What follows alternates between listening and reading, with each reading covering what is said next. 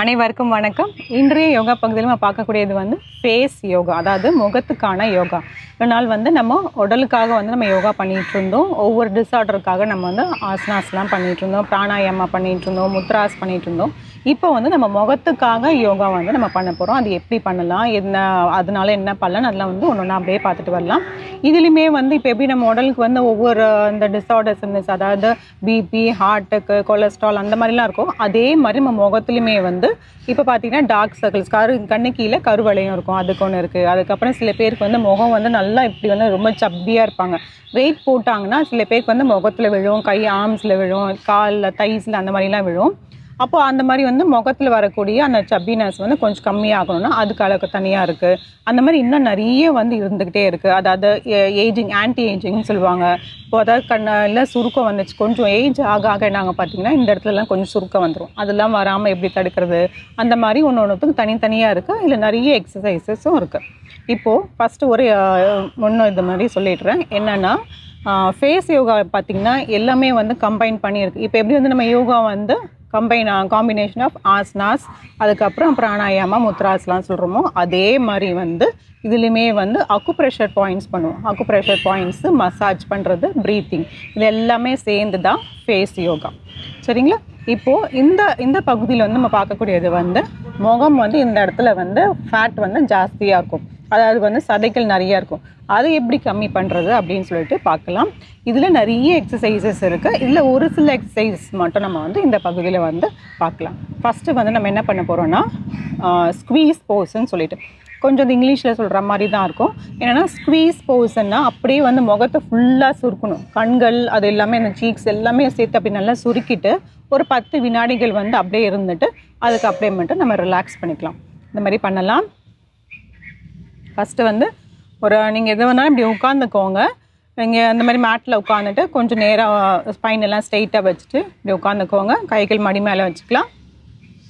இப்போ ஒரு ஆழ்ந்த மூச்சு உள்ளே இழுத்து வெளியே விடலாம்.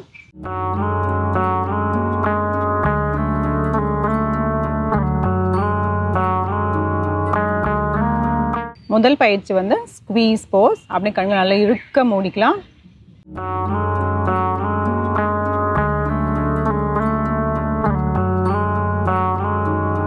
அப்படியே கண்களை மெதுவாக திறந்து நல்லா விரிச்சு பார்க்கணும்.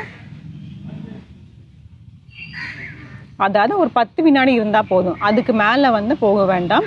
ஏன்னா சில பேருக்கு அப்படி நல்லா இப்படி சுருக்கிட்டு விரிக்கும் போது சில பேருக்கு தலை வலிக்கிற மாதிரி இருக்கும். அதனால ஒரு 10 வினாடிகள் மட்டும் இருந்தால் போதும். திறக்கும் போது பொறுமையாக திறக்கணும். அதே மாதிரி பார்த்திங்கன்னா இந்த எக்ஸசைஸ் ஒன்றுமே 3 தடவை கண்டிப்பாக பண்ணணும். அப்போ தான் பலன்கள் இருக்கும். இன்னொரு முறை செஞ்சிடலாம்.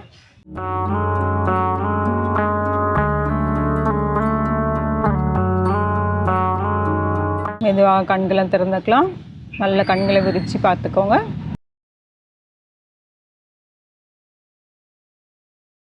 இன்னும் ஒரு முறை பண்ணிடலாம்.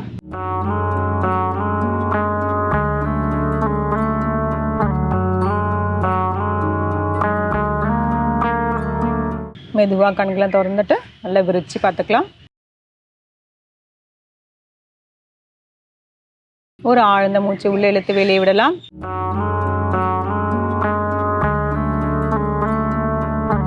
இந்த மாதிரி பயிற்சி பண்ணும்போது என்ன ஆகும்னு பார்த்தீங்கன்னா நம்மளோட முகத்துக்கு நல்லாவே அந்த பிளட் சர்க்குலேஷன் நல்லா போகும். ரத்தம் நல்லாவே எல்லா இதுக்குமே அப்படியே படர்ந்து போகும். உங்கள் முகம் நல்லாவே பொலிவு கிடக்கும். அதே மாதிரி பார்த்தீங்கன்னா நம்மளோட கண்களுக்குமே ரொம்ப நல்லா இது பண்ணும்போது பார்த்தீங்கன்னா கண்கள் நல்லா நல்லா சுருக்கிட்டு விரிக்கும் போது பார்த்தீங்கன்னா நல்லா பிரைட்டாக இருக்கும். பிரைட்டாக இருக்கும்போது பார்த்தீங்கன்னா கண்களுக்கும் ஆயிடுச்சு, உங்களுக்கு முகத்துக்கும் ஆயிடுச்சு. இதுக்கப்புறமேட்டு அடுத்த எக்ஸசைஸ் பார்க்கலாம். அது எப்படி பார்த்தீங்கன்னா பலூன் போஸ் அப்படின்னு சொல்லிட்டு, இந்த பயிற்சியெல்லாம் பார்க்கும்போது பார்த்தீங்கன்னா சின்ன பசங்க செய்கிற மாதிரி இருக்கும், கொஞ்சம் விளையாட்டுத்தனமாக இருக்கிற மாதிரி இருக்கும். ஆனால் ஒவ்வொரு இதுலேயுமே அவ்வளோ இருக்குது. இப்போ பார்க்கலாம். பலூன் போஸ்னால் வாயை அப்படியே குவிச்சு இப்படி வச்சுக்கணும். அதாவது இப்படி வைக்கணும். வச்சுட்டு அதாவது காற்றை மட்டும் உள்ளே எடுத்துக்கணும். காற்று மட்டும்னா இப்படி வச்சுட்டு இடது பக்கமும் வலது பக்கமும் மாற்றி மாற்றி அப்படியே பண்ணிட்டு வரும். அப்போ பார்த்தீங்கன்னா இந்த இடத்துல உங்களுக்கு கொஞ்சம் இழிவு நிலை ஏற்படும். இப்போ எப்படி நம்ம ஆசனாஸ் பண்ணும் போது இந்த ஆம்ஸ்ட்ரிங் ஸ்ட்ரெச்சு அந்த மாதிரிலாம், குவாட் ஸ்ட்ரெச் அந்த மாதிரிலாம் சொல்கிறோமோ அதே மாதிரி இந்த மசில்ஸு, இங்கே இருக்கிற மசில்ஸ் நல்லாவே இப்படி இழுக்கிற மாதிரி இருக்கும். ஸோ இப்போ அது பண்ணும் போது இங்கே இருக்கிற எக்ஸ்ட்ரா ஃபேட்ஸ் அந்த கொழுப்புலாம் நல்லாவே உங்களுக்கு கரைஞ்சிடும். இப்போ எப்படி பண்ணுறதுன்னு பார்க்கலாம்.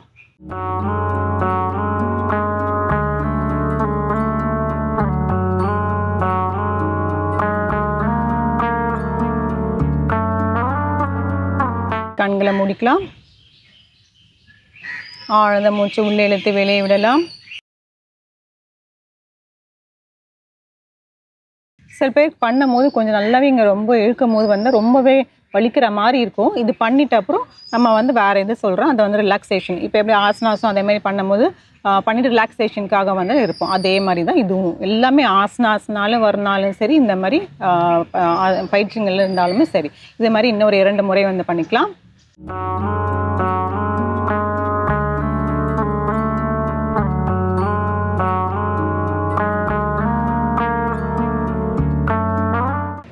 நடுவில் வந்து ஒரு இன்னேல் ஒரு எக்ஸேல் வந்து எடுத்துக்கலாம். இன்னும் ஒரு முறை.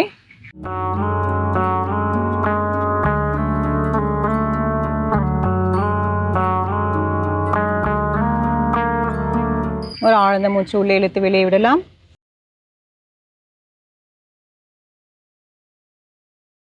அடுத்தது பயிற்சி 3.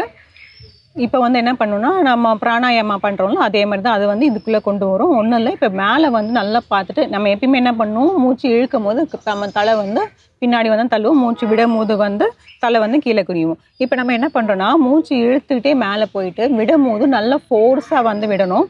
அதாவது எப்படி விடணும்னா அப்படியே ஊதுற மாதிரி பண்ணணும். நீங்கள் மேலேயே பார்த்துட்டே தான் செய்யணும். பண்ணும்போது பார்த்தீங்கன்னா இந்த இடத்துல உங்களுக்கு இழுவு நல்லா ஏற்படும். இந்த தொண்டைக்கிட்ட இந்த ஜா லைனில் இருந்து இந்த தொண்டைக்கிட்டே வந்து உங்களுக்கு இழுக்கும். ஸோ இப்போ இங்கே இருக்கிற டபுள் சின்னுமே உங்களுக்கு செய்யணும். டபுள் சின்னுனா இப்போ இங்கே ஒரு தாடை இருக்குன்னா அதுக்கு கீழே வந்து சில பேருக்கு இங்கே தாடை இருக்கும். அதாவது வெயிட் போட்டாங்கன்னா இந்த இடத்துலையுமே கொஞ்சம் உங்களுக்கு அதிகமாக இருக்கும். அந்த இதுவுமே வந்து இதுக்கு சரியாகும். இப்போ எப்படி பண்ணுறதுன்னு பார்க்கலாம்.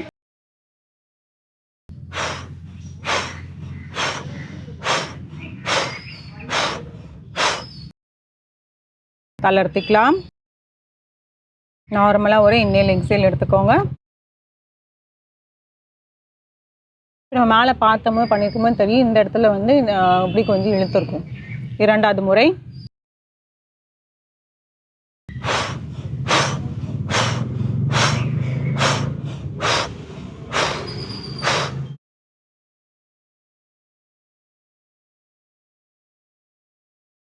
அப்படியே நல்லா வாயை குவிச்சு அப்படியே வந்து நம்ம எக்ஸேல் பண்ணணும். இன்னும் ஒரு முறை பண்ணிக்கலாம்.